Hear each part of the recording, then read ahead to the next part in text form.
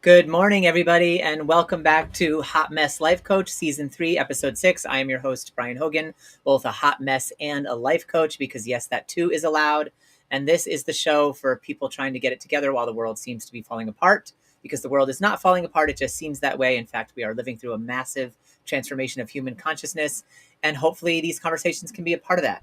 With that in mind, today's topic is the destructive power of gossip. It says the second agreement down there, but that's a typo. We're actually going to talk about the destructive power of gossip, which encompasses both the first and the second agreement and goes even further into the other agreements, but we'll get into that in future episodes. So without further ado, I would like to introduce Morgan Barbrett, resilience coach and friend of mine who likes to help people bounce back. Glad you are with us again, Morgan. Thank you for joining me. Yeah, happy to be here. Can't wait to talk. Same. Okay, so let me figure out how to get that caption out of your face. Okay, there we go. Hi. Good to see you. You too. Okay, so today I wanted to talk a little bit about gossip, because before we launch into the third agreement, which, spoiler alert, it means don't make assumptions, but we'll talk about that next week. We've covered already the first two agreements. The first agreement being be impeccable with your word, and the second agreement being don't take anything personally. And the reason I wanted to touch on the destructive power of gossip today is because gossip is made up of words, and it's probably the least impeccable thing we can do with our word. And the more that we gossip, the more that we will take things personally, especially gossip that happens around us. So gossip is this very, very, very destructive force. So what is it exactly? According to the Toltec, they use the analogy in the four agreements that gossip is like a computer virus. And so it's like, you have your computer chugging along, humming along just fine, doing all your software, everything's great. And then somebody inserts an errant piece of code. And that errant piece of code is a piece of gossip. And that's just like words. And so like we're going along in our lives, everything's chugging along just fine. You're believing that you're love, you're made of stars, you love yourself, you love other people. And then somebody comes along and says, you look fat today. You know what I mean? Or they say, did you see Susie? That dress just makes her look terrible. Like something like that. That's an errant piece of code, and that's gossip. And like, just like with a computer, the errant piece of code makes it not function properly or not function at all.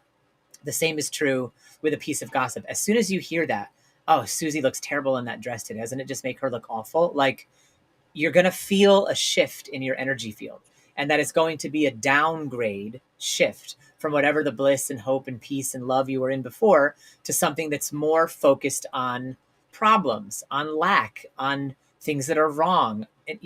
Like I was saying to Mo just before we got on, for me, like the definition of gossip is like the definition of being problem oriented. It's the opposite of being solution oriented to be a gossip, because by being a gossip, you're focused always on problems. You're focused always on what's not there or what could be better. And so we want to highlight this today and how destructive it is before we just move headlong into the third agreement, because also according to the Toltec, gossip is the main way humans communicate on the planet. It's not the main functional way. It's just the main way. And it's the main way because it's what we've been taught by our culture. So it's not bad or wrong or evil or any of that. It's just like how it is. It's how it has been. Like when we were a kid and we heard our parents give opinions about other people, we witnessed gossip, and it made them have connections to each other. So we got the idea through our domestication that gossip breeds connection, that gossip makes you feel closer, that gossip creates intimacy.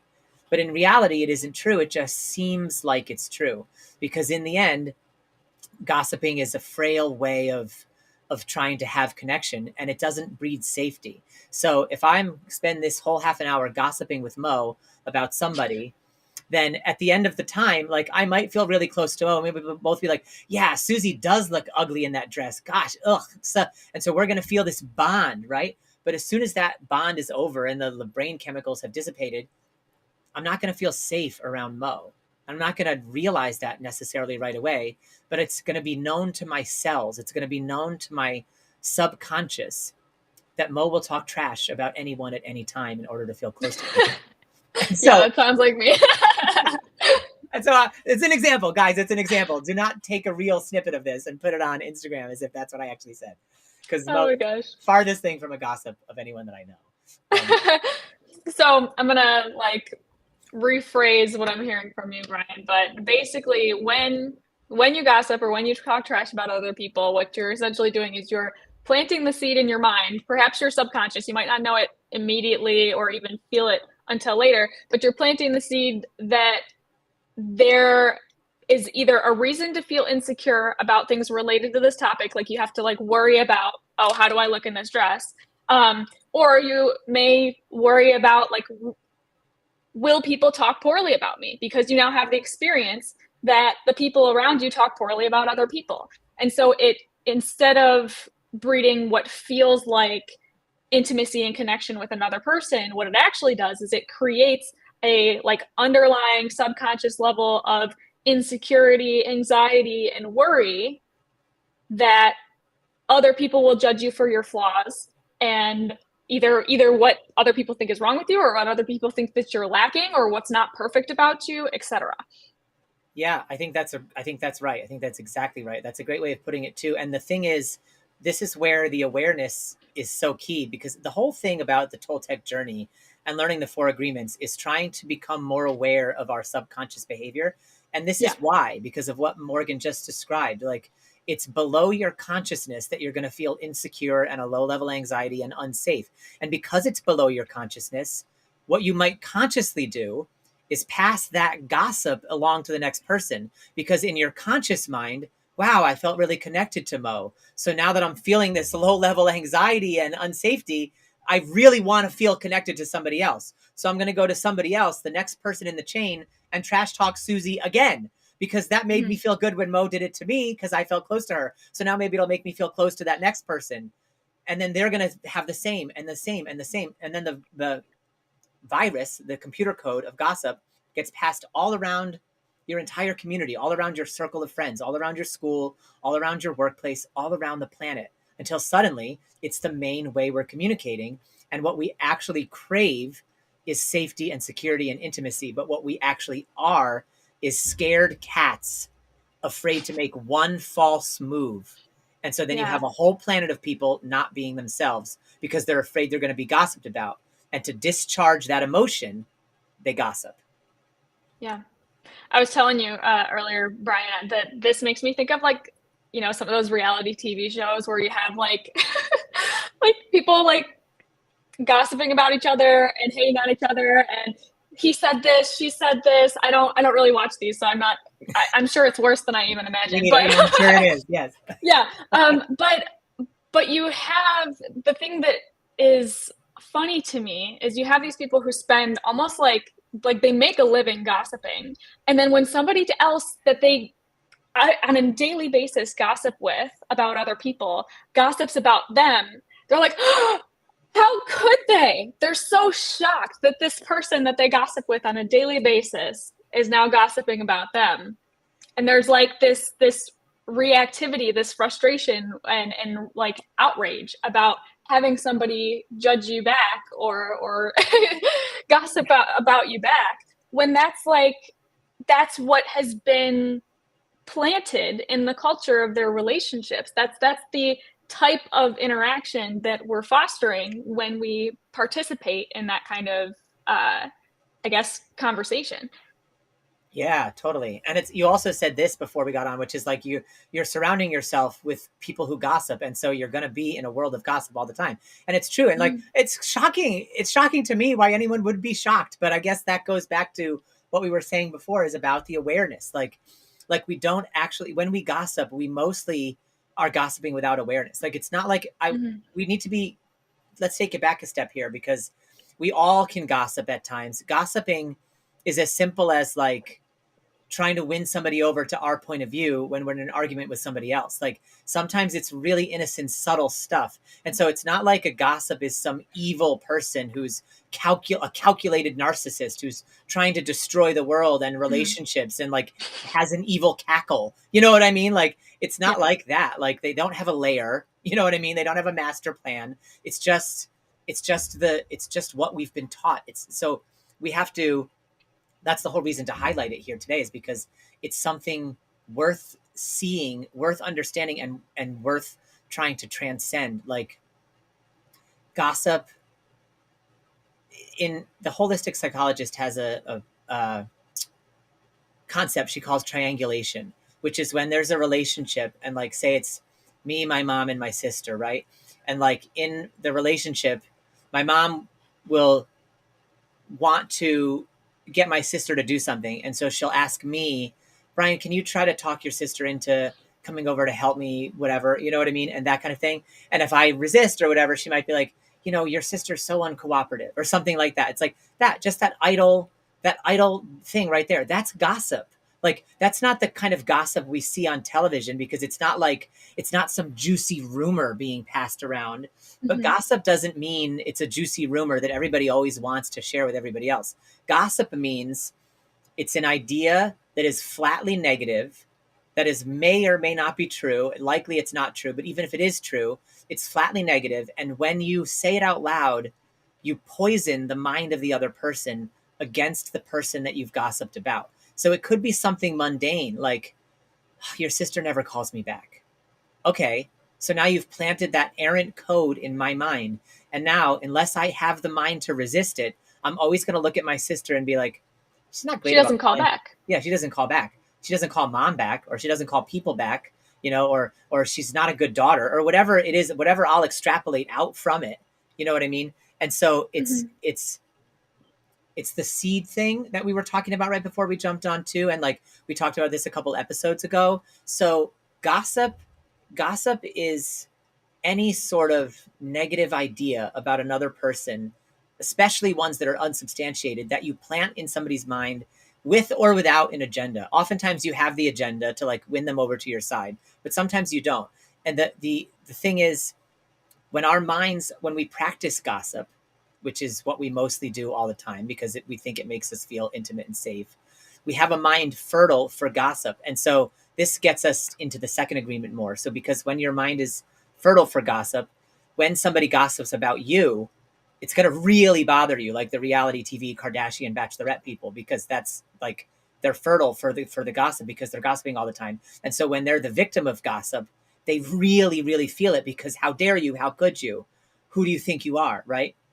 But if you practice not gossiping and trying to be impeccable with your word, then two things happen. One, when somebody gossips to you, like in this imagined scenario, if my mom were to be like, Cheryl's not good about calling back, like because I don't practice gossip, that seed is gonna not I'm not gonna mull it over in the soil of my mind. So it's just gonna lay there a dormant seed. Like it's not the right soil for that seed to grow. And so it won't grow into anything else. And hopefully will soon be forgotten. And I won't start looking at my sister differently and assigning her the same meaning that somebody else on the planet assigns to her.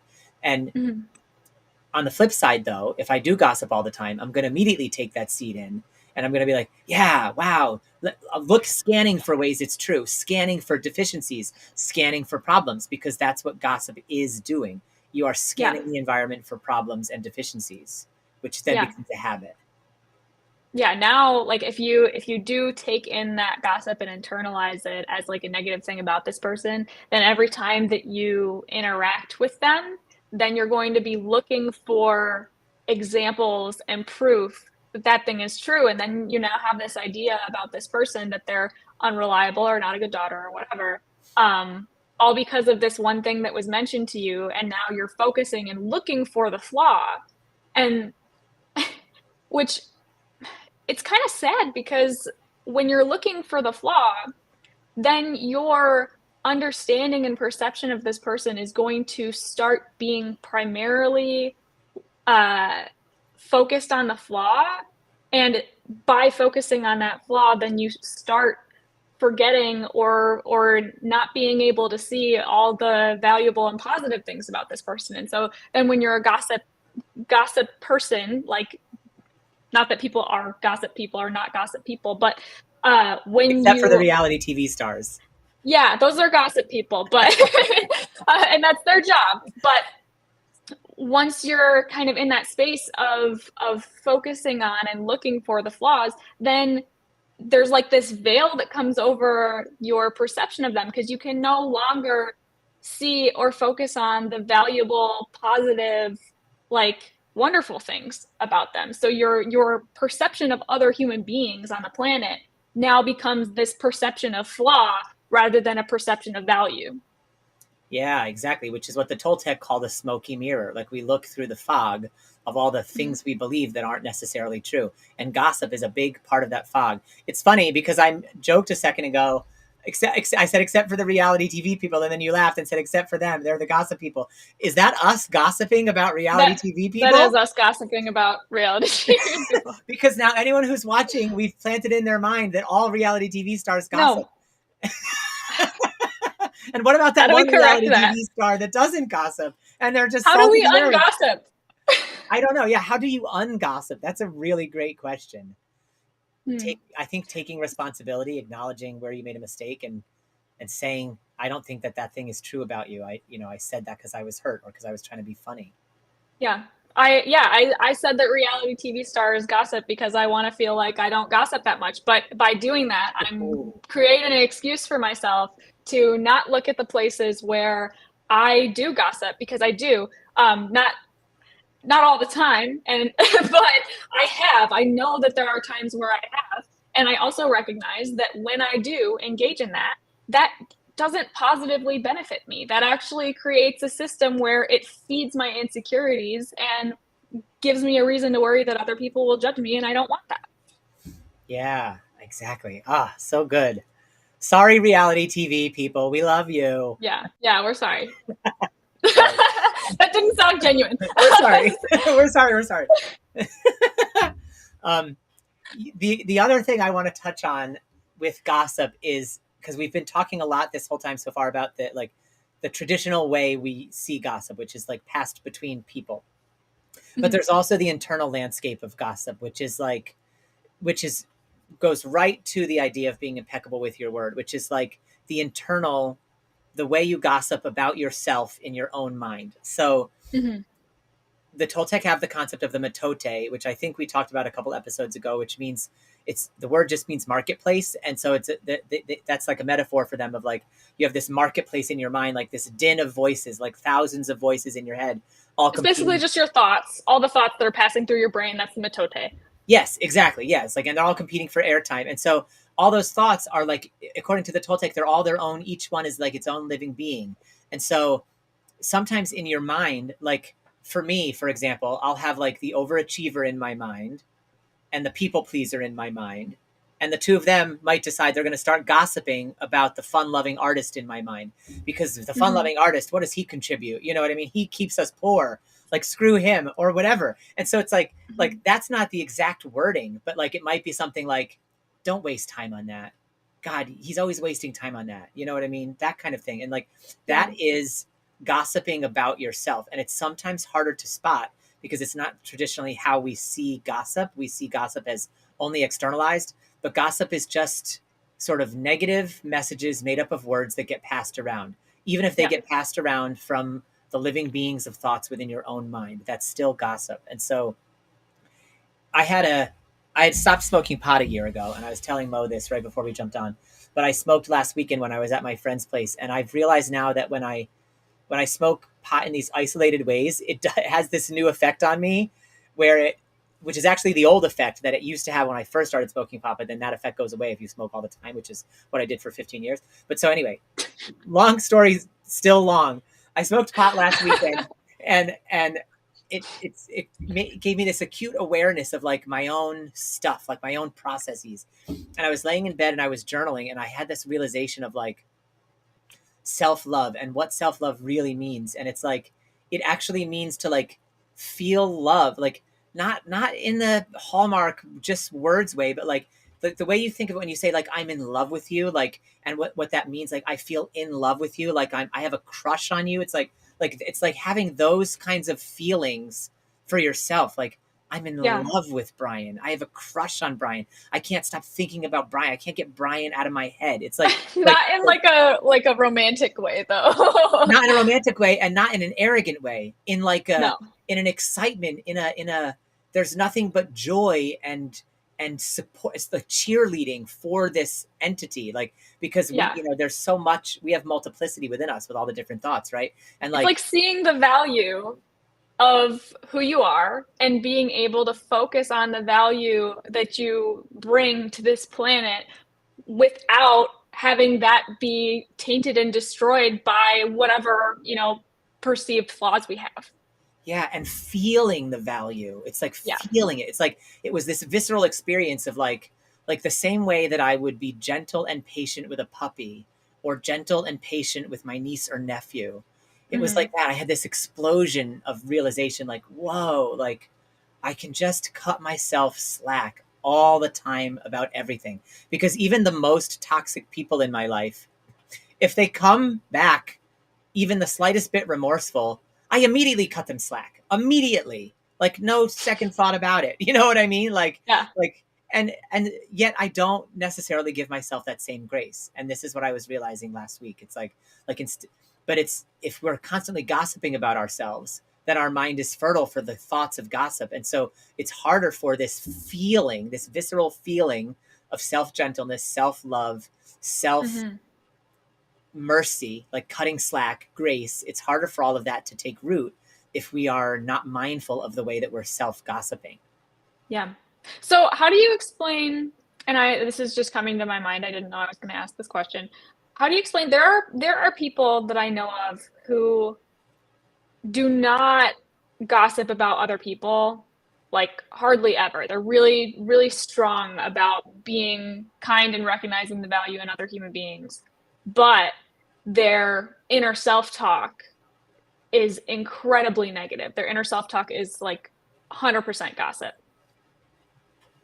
So is that just caused by the gossip that they heard like way back when, internalized? What do you think? That's a great question. I think it maybe it's interesting because my instinct would be to say things are a reflection and one thing reflects the other. But if there's really no external gossip happening, then it probably goes back to the awareness thing. Like the internal self talk, most of the time, in my experience, internal self talk that's negative, we don't really capture the phrases. We just feel the low level feelings of discomfort. Do you know Yeah. what I mean? And so it's like we reap the Yeah. rewards, for lack of a better word, of the negative self talk. We reap the consequences of it, but we couldn't actually say, oh, I'm reminding myself that I'm not enough, or I feel inadequate and fundamentally broken. Like we wouldn't Mm. necessarily put it in words. So I think it would be if there's a disconnect with the a person who is really able to not be a gossip externally, but their Yeah. internal world is this negative self-talk, then they're probably very unaware of the internal gossip. It Yeah. probably is internalized messages from either from culture or from childhood or Yeah. both. Interesting. Yeah. I think it also could be like, I feel like some people feel like they're protecting themselves by gossiping about themselves first. Like by Mm. saying negative things about oneself so that other people don't have the opportunity to say it so it doesn't hurt. But then you're still receiving the gossip and you're still receiving the pain and you're still receiving that I guess judgment. Yeah, So it you've doesn't just actually, titrated it. yeah, it doesn't actually protect you even though it may feel like it does. Yeah, you're artificially controlling something. Yeah. Wow, I think that you're onto something with that. I think there's a lot of wisdom in what you just said, and I think this is this is where the mind being fertile for the seeds of love is so important. So if you're listening to this and you are a person who's dealing with this like low level anxiety or depression, or you think you're relating as like, oh, I'm a person with this negative self-talk, even if you can't pinpoint what all the talk is, Mm-hmm. then the following the agreements is going to probably be really helpful to you. Even just turtle step by turtle step, just like each day being like, okay, how can I be impeccable with my word today internally? If you're already not gossiping externally, you're well on your way there, and you've probably created really beautiful supportive relationships because you don't gossip about all the people in your life. So kudos to you. And now it's Yeah. just becoming aware of the words you say inside. And there's so many ways you can do that, but a lot of it a lot of it for me has always come down to slowing down, like Mm-hmm. slowing it down. Like if I feel my stomach clenching, then I slow down and say, okay, what must I be believing is true for this to be my experience right now? Or if I feel myself becoming anxious, or I'm on edge and I don't really know why, and there isn't like a reason specifically, like nobody wronged me yesterday and I didn't sleep badly or whatever, right? Then I can Yeah. ask that same question: what must I be believing is true for this to be my experience? And oftentimes Yeah. the answer to that will be in words. And then Yeah. those words are an example of your self gossip, which you can then start to overturn. Yeah. But we need awareness. We need awareness to make all of the changes. Like awareness is like the first thing, like the the mastery of awareness is, I think, like level 1 in the Toltec. Oh no, the first one is the mastery of attention. So it's what do you put your attention on? And then that's what you can become aware of. Cool. Yeah. You got any other thoughts? No, this was really great. Do you have any final thoughts? I don't think so. I think well, actually one. Just, when we're aiming to be impeccable with our word, in the sense that we try to use our words kindly towards ourselves and other people, if you mess up, try not to blame yourself or be hard on yourself in moments where you notice yourself not being impeccable with your word, because what that actually is more internal gossip, more self-judgment, where you're blaming yourself for making the mistake. So when we're aiming to be impeccable with our word, uh, it has to be kind and accepting of any of the moments where it doesn't work out or we slip up. Yeah, actually, I have one final thought now to piggyback off of that, which is there's there's something called the stages of change model. It was developed by researchers like Di Clemente and Pashokas, I think is how you say his name or her name. Okay. And in the stages of change model, the first stage is pre-contemplation, which is where you haven't even contemplated making a change. You think everything's fine, which is Yeah. maybe where people are who aren't aware of their internal gossip. And then you go into Right. contemplation, which is like becoming aware of it. And then you move into planning and then action. And then after the action stage, you enter a stage called relapse. And it's literally a stage in the process. Like you can't skip it. It's not like, so it goes to what you were just saying. Like Mm-hmm. as you learn to be impeccable with your word, you're going to get to the point where you're taking action and then you relapse, and you're taking action and then you relapse. Every time you Yeah. relapse, if you don't go all the way out into unawareness, but you stay in the contemplation stage, if you stay in awareness, you will start to notice that each new time you relapse, you'll notice something about the experience of not being impeccable with your word that resonates with you less. You'll notice the damage caused by gossip more because you're aware. So you don't, it's not about being hard on yourself about that damage. It's about being like, oh, okay, I didn't used to notice how uneasy it makes me feel when I gossip. Now that Yeah. I've relapsed this time, I notice how uneasy it makes me feel. And that's that process of action, relapse, action, relapse, action, relapse is the same as like lifting weights at the gym. So it's just making you stronger. And then the final stage in the stages of change process is maintenance. And the maintenance stage doesn't happen until after you've done action and relapse over and over and over again Mm-hmm. to become strong. So relapsing or messing up or whatever we want to call it in our cultural terms is actually part of the process. It's not a mistake. It's not an error. It's how it has to be. It's how growth happens. Like think about it from your muscles point of view. When you're lifting weights in the gym, your muscles are being torn to shreds. So I'm sure from the cells in your arms point of view, that's a mistake, and you should knock that shit right the fuck off. You know what I Yeah. mean? Stop exercising. Yeah, stop it, please. It hurts me. And then your muscle is sore for days. You know what I mean? But in the end, you're stronger. You know what I mean? And so for your muscle to call it a mistake was an error in judgment based on its limited point of view. And that's the Mm-hmm. same for us. In our point of view as one human on the planet, looking at us backsliding into gossip again as a mistake is an error in judgment from our limited position. In fact, what we're doing is becoming stronger and stronger and stronger at not gossiping every time we have that relapse. Mm-hmm. And that applies to pretty much anything else that you want to try to learn how to do. Yes, any change, all changes. That's right. Yeah. Cool. Okay. Well, Well, thank you so much for this, Mo. So we will be back again next week at the same time, Thursday, May 18th. at Sounds 10:30 right. a.m. Eastern time with episode 7 to talk about the third agreement. Don't make any assumptions. So if you think you know what that episode is going to be about, you're wrong. Don't make any assumptions.